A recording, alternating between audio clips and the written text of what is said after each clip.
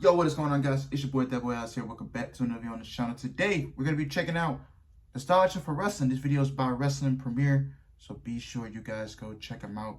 I will leave the link to the original video in the description. And without further ado, we're not gonna waste any time. We're just gonna get straight into it.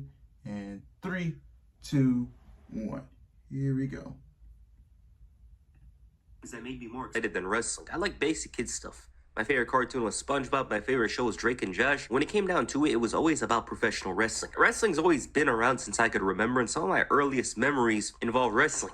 Some memories such as JBL getting John Cena arrested, ECW invading SmackDown, hating Chris Jericho like crazy, and I think one of the reasons why I grew to love wrestling was familiarity. Shows come and go, but they don't give you a comfortable feeling. With wrestling, you still see names you remember from when you were younger. Yeah, they're older now and they can't go like they used to, but just looking at someone on the roster, you think back to a time where they were considered the future. Nostalgia is a very odd but comforting feeling. It's a dive into the past where everything seemed perfect. I don't tend to dwell in the past because it feels far out, but if you ask Kid Me about the perfect day, it's always gonna end with the Raw or SmackDown intro from 2007. Seeing John Cena feuding with the likes of Shawn Michaels, Edge, Randy Orton, around the other side, Batista feuding with King Booker, The Undertaker, to me, that's the pinnacle of wrestling. What's interesting is, for you, it might be something entirely different. Nostalgia is very deceiving. You don't think about the negatives much. I'm thinking of holding a PSP and playing SmackDown vs. Raw 2007. You know, that's what I'm thinking of. When you think about the past, you think about the good times. There's a lot of things I don't like about this time period, but it's amazing how we can somewhat time travel back to a time we thought everything was better. It's nice, but often looking back at wrestling, it just seems so much better. Does it mean it was?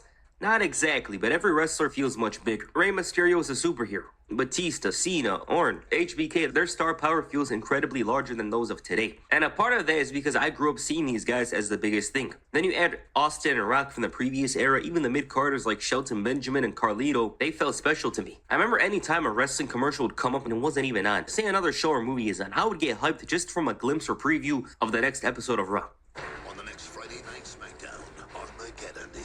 There was this commercial I just watched and I had tears in my eyes. I'm not gonna lie to you guys. It's this one. If you watch this commercial, you search it, you'll know that feeling. Watching it, I thought I was back in 2007 for a moment. My computer almost transformed into a Windows XP. Mine might be lying. I think I saw a PSP respond in front of me. Everything just felt grander and much special when it comes to wrestling. I saw this commercial and it was a flashback to the past. It took me back to 2007. I remember striving to get my hands on SmackDown vs. Raw 2008. I really wanted that game, and once I had it, I played it all the time. It was probably at one point my most played game ever. 08 is definitely up there, and the thing is, with SmackDown vs. Raw 2008, it wasn't like due to the roster and other issues, but I loved that game like crazy. Your perception of things are much different when you're younger, and it shapes you because while others despise that game, I still have a fondness for it. There was a rush of adrenaline anytime I went to a store as a kid because I always used to run to the toy aisle and see what they have. This was back when Jakks Pacific were making the toys. I had a bunch of them as a kid. I even had a Chris Benoit toy. It was the first toy I remember having. John Cena, Batista, Undertaker, Rob Conway, and I know you're confused. Like, why would a kid buy a John Cena toy, right? And by the way, that Rob Conway toy, I'm almost certain, like 100%, no offense to him, I think I'm almost certain I bought it because it had a ladder. You'd always be hyped to talk about wrestling at school, and I don't know how it is with kids nowadays, but when I was younger, almost everyone I knew watched wrestling. They're always talking about ratings or whatever, you know, from that time period. It's like, oh, ratings fell or whatever, but in my world, from what I remember, it felt like wrestling was still popular. Oh, why'd they book this? Well, we weren't thinking about that. My biggest worry was how Rey was going to overcome Chavo or how Batista was going to deal with Finlay and King Booker. That alone makes your youth better. Oh, that was an amazing show. Then you learned that it apparently sucked. Funny part is, while you can go back to these shows and understand why some of these people hated it, the nostalgia boost helps you overlook it like crazy. Looking back, I used to spend a lot of time... Yeah, as kids, like, as younger kids, we all thought the stuff from WWE back in, like, you know, the Ruthless Aggression era and the early PG days, we all thought that stuff was fun as kids. You know, we really didn't, our brains wasn't fully developed to fully know anything about the product, you know, about, you know, the creative stuff. We didn't start fantasy booking until in our later years in life. So yeah, going back, you know, I can see a reason why the people saying, you know, those shows sucked back in the day, because I didn't start watching WWE till 2011, but I did go back and watch the Ruthless Aggression era and the Attitude Era days. But yeah, I can understand some people saying why it sucked and all that other stuff. So yeah. Wrestling on YouTube. From the years of 2006 to 2011, I was scouring the internet for wrestling. That wasn't to say I wasn't watching a lot of wrestling in the later years, but those were the years that kind of shape you and you understand and learn more about professional wrestling. There's some old random toy videos I used to watch These SmackDown 2 videos, Spider-Man and SmackDown Shut Your Mouth, but I mostly used to enjoy watching old stuff from 1998 to 2006. There used to be a bunch of matches on YouTube, but they were split into 3 or 5 parts. If everything was so convenient like nowadays, I would have been cooked. My mind would have been codified with professional wrestling, and that's it. No space for anything else. And that's why there's some fondness for some of the older eras that I don't even remember. I really love the post-invasion pre-draft era for some reason, and I'd say it's because I watched so much from that time period. If there's one thing you gotta know about me, I really shill for that post-invasion pre-draft era a lot. You guys have to understand it. And the whole reason why I shill for is because some of my favorite videos and some of my favorite stuff that I used to watch as a kid on the old YouTube was from that time period. I remember watching WrestleMania 17 in its entirety for the first time. It was split into 17 or 29 parts. I don't remember, but it was a lot of parts. It was more than 15 of them. I don't remember, but it was 2008, and I thought I was cool for watching it. My favorite WrestleManias were 15, 17, 18, and 21. I think you could add 23 in there. I think I would go back in time and slap myself for liking 15 that much, but I was a kid. Back then, there was no worries. I would watch the 6-man Hell in a Cell, Team WWF versus the Alliance, and the promos for matches were crazy. This is one thing I gotta mention to you guys. Those would help you learn a lot about stories. They're almost a lost art now. And it's not because of the promo itself that WWE started doing these days, but because of the music behind it. The WWE's production of promos in the years of 1998 to 2009 were much different than the ones we see nowadays. The internet helped a lot with learning wrestling. Just thinking about the past, I always used to hope Brock Lesnar and Goldberg would return, because like when you watch the old videos, they just seemed so cool. Little did kid me know. Then I saw the wrestling is fake videos and they were so confusing. What the hell is this? What am I looking at? We still watched it though, but it felt real to us. Like even though I knew wrestling had some elements that weren't real, it still felt real to me. I just said to me by accident. YouTube was made from copyright videos in San Andreas. These were the videos I was watching when I should have been hustling and preparing for 2025. This video in particular might be a top 10 YouTube video of all time. I'm just saying. If you watched this John Cena rap battle as a kid, you were probably convinced that he'd cook Eminem in a rap battle. I'm serious. Like this, I actually thought John Cena was an A-tier rapper at this point or something. I don't care if I was 6 or 7. Still, though, I had it good. The games were a great way to learn about wrestling. I had SVR 2007 on every console. Never did that for another game except maybe San Andreas. And there was always excitement to get my hands on a game I never played. The original SmackDown vs. Raw, Here Comes the Pain. They're like diving into another era, but the DVDs are great as well. I had a couple of them from 2006. They were always in the player to the point where the DVDs had scratches. WrestleMania 22 and Unforgiven 2006 stopped working because anytime the event would end, I would replay it from the beginning. And looking back, I always wanted the Vengeance 2006 and SummerSlam 2006 DVDs. There's always that fondness for the youth, so whenever I look back at the build to WrestleMania 23, it feels out of this world. It's glamorous, and the whole point of this video is to talk about how we don't get that feeling anymore. A part of that reason we don't get that feeling is because we're not young anymore. You know, we've seen a lot. We've seen the cliches. We've seen the stories, everything about them. There's not much that surprises us now. And in addition, like for as much as I focus on the product, I go on Twitter, someone's talking about something I didn't even notice. It's a different experience compared to how you are as a kid. I don't know about you guys, but it hasn't felt the same in so long. And this also elevates the prime years of your youth. You feel like, oh, it's much better than it is. Like WWE 2007 is horrible to many people.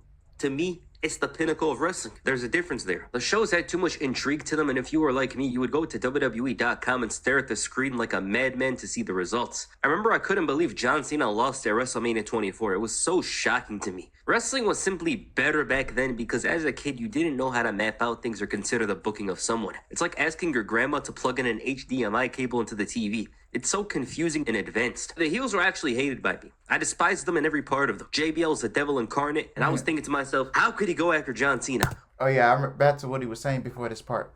Yes, I would have to go on WWE.com after every pay-per-view the following Monday before I went to school to see the results of everything that happened on the pay-per-view because, you know, when there was no WWE Network back in the day, they would make you pay $60 a pop for a pay-per-view, and my parents was not paying $60 for a pay-per-view. They was not going to let me order the pay-per-view. I remember one time I ordered a WWE pay-per-view, and let's just say it didn't end well for me. Let's just say that. But yeah, yes, I would have to go on WWE.com, and I would be shocked, to see that this happened or that happened, or I would have to wait till Monday Night Raw comes on to see, and you would just see the photo of what happened at the pay-per-view of what happened. So yeah.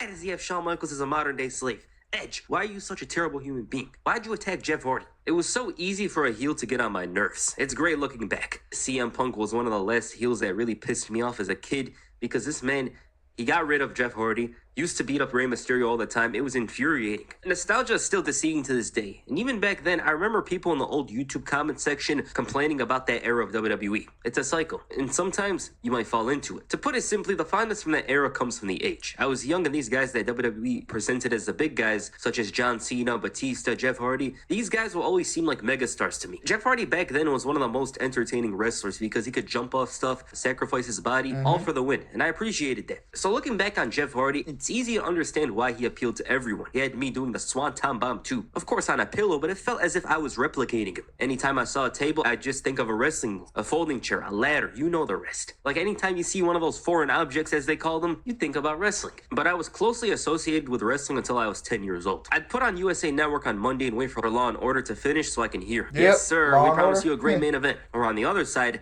it was Everybody Loves Raymond or The King of Queens before SmackDown on the CW. I don't remember. Whatever channel, USA, Sci-Fi, My TV Network, we were there. Now, if you're wondering how things changed with wrestling for me, it just came from out of nowhere. 2010 is a very memorable year for me, as this was a year that saw WWE change. The Nexus story was very big as a kid, but it slowly felt like things weren't the same. And that started with Jeff Hardy. He left followed by Shawn Michaels, Batista, Triple H, and The Undertaker. These 5 were very big parts of the fandom for me. I don't really want to use this word, but it felt like WWE lost its aura with these guys gone. They made it feel big time. On the other side, Rock's return was huge. It was so surreal as a kid to see him back, but even though Rock was back, Edge was gone. This was also the time when I noticed less kids talked about wrestling. I still watched the old stuff because it was cooler, but my interest at the time was football. That's what I preferred. Some stuff was just too stupid at that time. Michael Cole and Jerry Lawler's feud was so dumb and made wrestling seem like a thing of my past. I watched the shows less often, but this went into effect after the summer. So I watched Cena and Punk's feud, Christian and Orton. I remember the later parts of 2011, but wrestling-wise,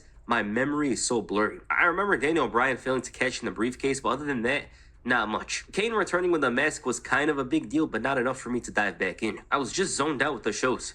I'd put it on every once in a while, but it wasn't much. There was this one episode of SmackDown where I was just staring at the screen and Big Show randomly ran over AJ Lee. It was so odd. But if you're wondering, how did you find your way back to professional wrestling? It's simple. WrestleMania 28. I have a great fondness for the show. It's the entire reason why I got my passion back for modern wrestling, and that show always makes me smile. 2012, what a fun year that was, at least for me. The hype for Cena and Rock was overwhelming, and it felt like the biggest event ever. And honestly, if you ask me, it's probably the biggest televised event of my childhood. That show altogether brought me back, but it was different now. I knew how wrestling operated, and this is the worst part. I started reading a lot of those news and rumors. Big Show turning heel in 2012 was the most obvious thing to me, and by this point, my 3 favorites were John Cena, CM Punk, and Dan O'Brien. This was around May of 2012. Looking back on it, I had an interest in wrestling that year that I hadn't felt in a long time. I was too invested in it, and little did I know that 3 of my favorites would emerge at the end of the year. The Shield. The Shield were the men to watch out for. There came a point a couple of months later where everyone knew that there was no way for any of these guys to fail in their careers. And I love the group. They're exactly what WWE needed at the time, and the 3 of them were very different and distinctive from each other. The Shield were a big part of my later childhood and were a reason to stick around watching. It was kind of at this point where I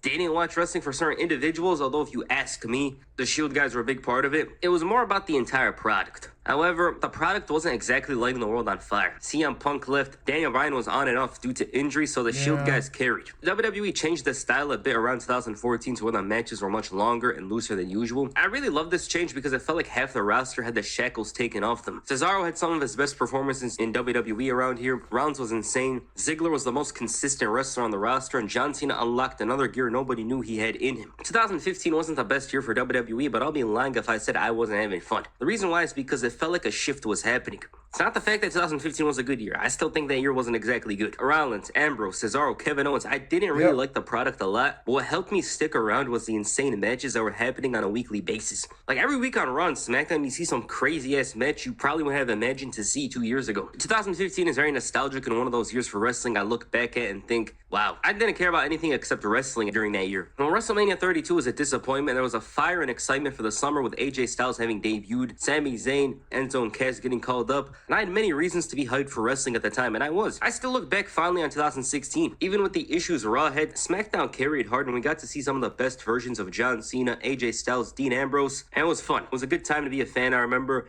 a lot of crazy stuff was going down. This all changed after WrestleMania 30. Yes, 2016, man. In my opinion, summer, like, I want to say like summer of 2016, bro. WWE was I was 12 at the time. WWE was like popping off like crazy in my opinion. You know, SmackDown Live was going crazy. It was those shows were fun to watch. Um, the pay per views. Yeah, I agree. Like this was some of these performers' best years. You get what I'm saying? And yeah, SmackDown Live was the show to watch back in 2016 when they did when they brought back the whole brand split thing. And Raw and SmackDown will have their own exclusive pay per views. So yeah, that was SmackDown was the thing back in the day. You know, Raw had its moments here and there, but SmackDown was like the favorite show I was looking forward to every week back in seventh grade.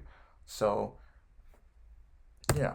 And from there, I've seen the shows a lot differently. I don't have nostalgia for anything from the next years. Yes, some moments were cool, but I wouldn't be interested in doing a rewatch of that stuff, and that tells me all I need to know. The novelty's gone. And from there, I never had a super strong focus on the product. It's very easy to catch up on stuff, though. If you want to watch a Raw or SmackDown, it's there. The whole point of this video is just to talk about how wrestling doesn't feel the same now. It's not exactly because it's worse, but it's mostly because there was a special novelty with it when you're younger. You haven't seen everything there is to offer, and you don't think about booking or storylines or all that. You just watch it. Obviously, you're not going to have that same feeling as you're older, like me. Nostalgia brings warmth, a time of comfort and answers. Life is always uncertain, but a dive into the past has no worries because we already know the outcome. Nostalgia could never be bad. It only highlights the great times and elevates them to an almost unrealistic standard. This standard is incredibly unfair and unjust to the future. At times, a terrible song or movie's quality is strongly masked and suppressed if it came at a great time in your life. And it's clear that nostalgia is a lie in some ways. Professional wrestling eras come and go.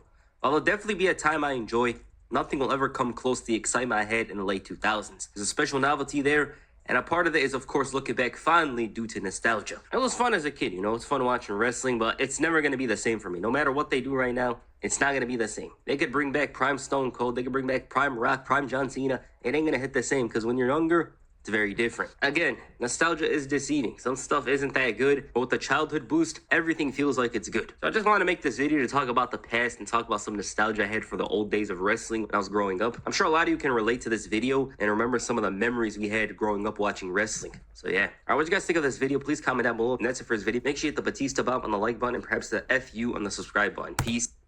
All right. Yeah, man. You know, wrestling back in the day.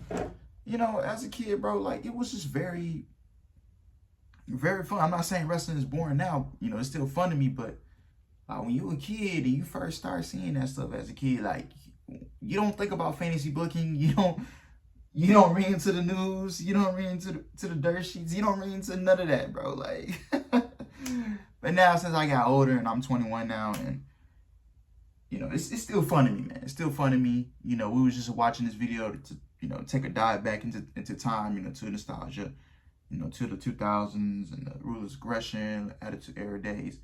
You know, some of those stuff I like, you know, like the invasion storyline with WCW, ECW, and WWF, and you know, the whole, you know, Batista Undertaker feuding, and you know, you had John Cena, you had Randy Orton. They're gonna be facing off next Saturday at Backlash. So yeah. John Cena, Shawn Michaels, the whole DX thing, you know, Kurt Angle, and you know, some of them left, and you know, some of them ended up coming back. So, yeah, it's just we're just going back in time with this nostalgia stuff, man. But I can't wait, man. I really can't wait for you know that stuff that's going on in wrestling. The post-Mania WrestleMania, the post-Mania Raw and SmackDown this week. They both cooked this week, so I can't wait. So yeah, man. But anyway, guys, I hope you guys enjoyed the video. Please like, comment, subscribe, and I will see you guys later. Peace.